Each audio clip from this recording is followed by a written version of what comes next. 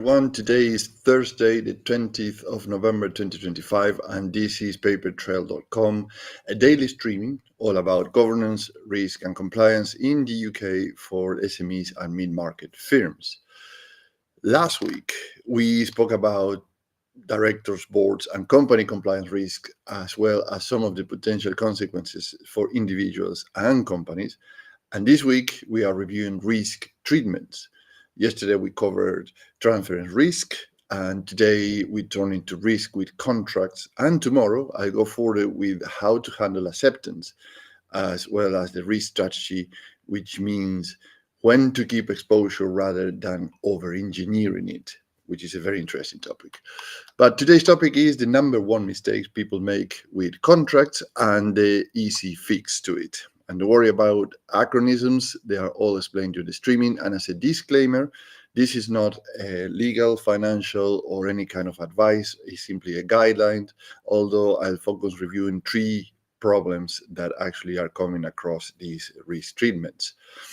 So first, let's set the scenario. What is treating risks with a contract? And in layman's terms, it assigns duties and performance requirements through agreements, meaning a contract where parties establish which are the requirements for each one of them in terms of their responsibilities. And an example would be require a supplier to meet strict uptime or quality obligations, right? This generates a few problems. And problem number one is, particularly for SMEs and MMEs, or mid-market enterprises in the UK, is the assumption we have a contract equals we've moved the risk.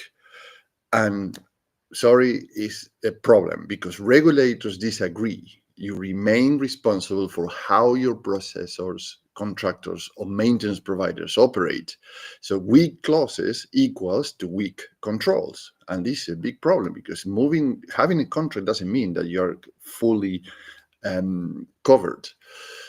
Second problem is the contractor failures in maintenance or fleet work often track back to missing duties. So no inspection frequencies, no competence standards, no reporting expectations, leaving the company to carry the blame when the health and safety executive or the driver and vehicle standards agency investigates. And I'm mentioning only these two because in problem number three, we come with a third one, with these information commissioners' offices. Their guidance is very explicit. Controller processor contracts must include mandatory clauses on purpose, instructions, security, and subcontracting, and failure to include them can lead to enforcement actions and fines.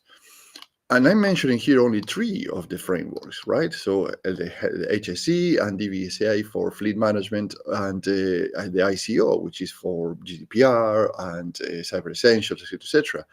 But remember that you have around 16 frameworks in the UK that pretty much every company have to fulfill if you are in those scopes. How that looks into an image, which is a metaphor here. So imagine that you're walking El Camino in Spain, or your favorite trekking trail or path, and you have walking sticks, right? So you set your walking stick to the height, the strength, etc., that you want. So if these devices, these walking sticks, are loose, you fall together when you have a problem, when you have some irregularities in the road, etc. But if you have a solid walking stick and both move safely with less effort, I hope it makes sense. So it's like a contract, and their clauses are walking sticks in your organization, in your business life. So choose the right walking stick, the right strength, the right height, and learn to use it properly so you have a safer trip and less effort. Now, three options here to address these problems. Number one is start with a duty map. What must the contractor do according to health and safety executive? What must the processor do according to the information commissioner's offices?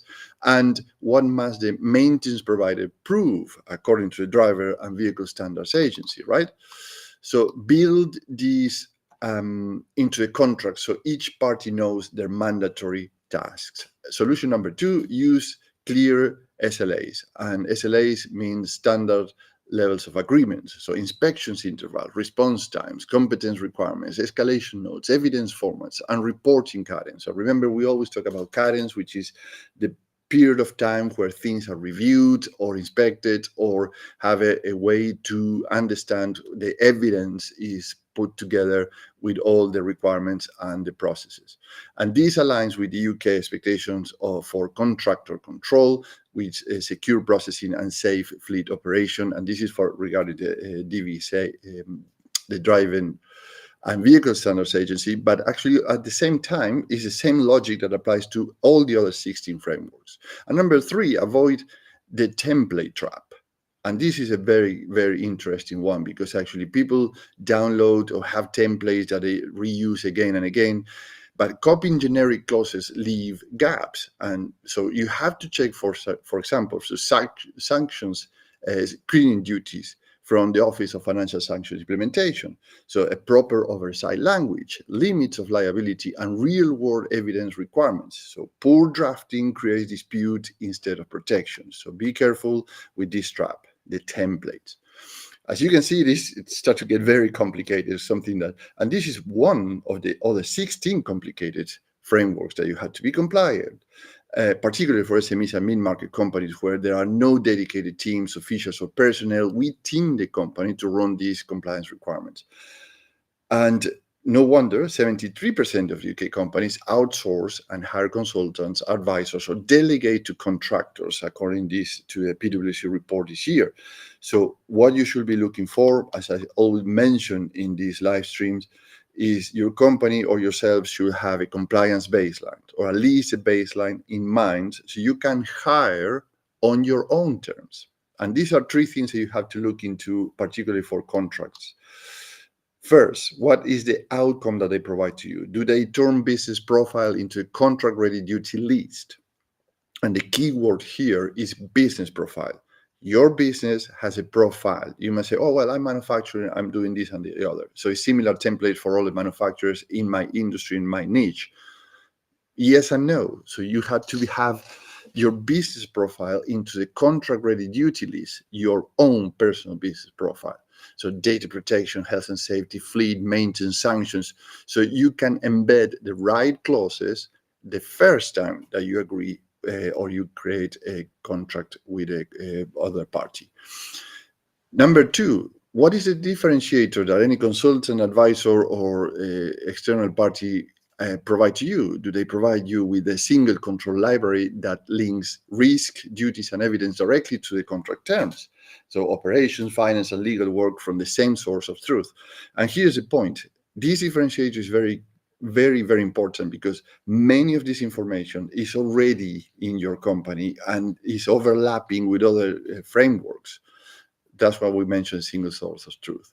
And number 3, how they reduce your risk again, how they make every contract duty traceable to its regulatory source or regulatory source.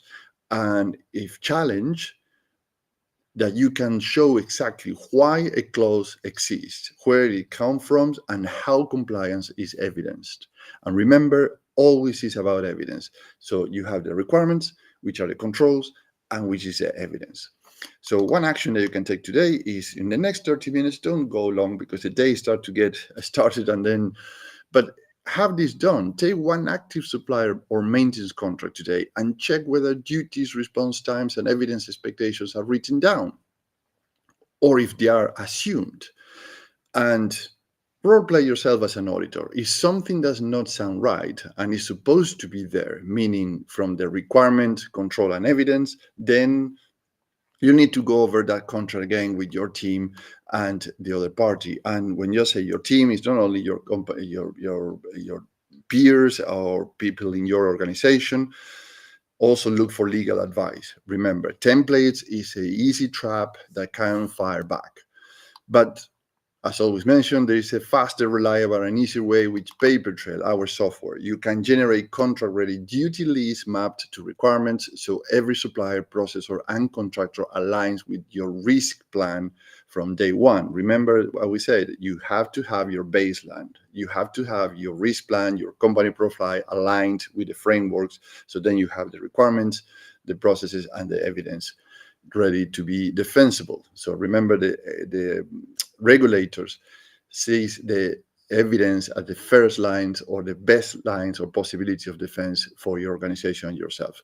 So just to clarify, this is not a contract template that you should be using, but a duty list mapped to requirement based on your company profile, and all of them ready to demonstrate risk and evidence. So you can stop activities that increase workload, but add no value to your organization. So increasing costs and labor hour expenses in just a redundant work, right? So what PaperTrail provides is perfect for UK SMEs and mid-market, because you use the same control library for health and safety, GDPR, driver license authority, and cyber essentials, EPR for packaging. So there's no double entry. So you're reducing your overlap by 60% and your costs by 80%. It's all in one place. It's a continued gap analysis, so you understand, you have a clear view of what's done, what is missing, and who owns the fix or who is responsible for the things before assurance, inspection reports, or audits hits you, right? So you can do it once, you can do it properly, and move on to the things that are more interesting to you, which is grow your company and be more profitable. So join the waitlist, papertrail.com, and stay tuned. Today we covered how contracts shift duties into enforceable commitments, and tomorrow I will explain when the right move is not the shift risk at all. So, but acceptance also is deliberative, and you can accept the risk because that doesn't require, let's say, your attention or effort, because it can be minimized, and there's a way to do that. And disclaimer again, this is not a legal advice, but risk management suggestions, and you must always have a professional review in your contracts. Don't rely on templates. That's also reduce your risk. A team that actually help you to review all this information. Right, so have a great day.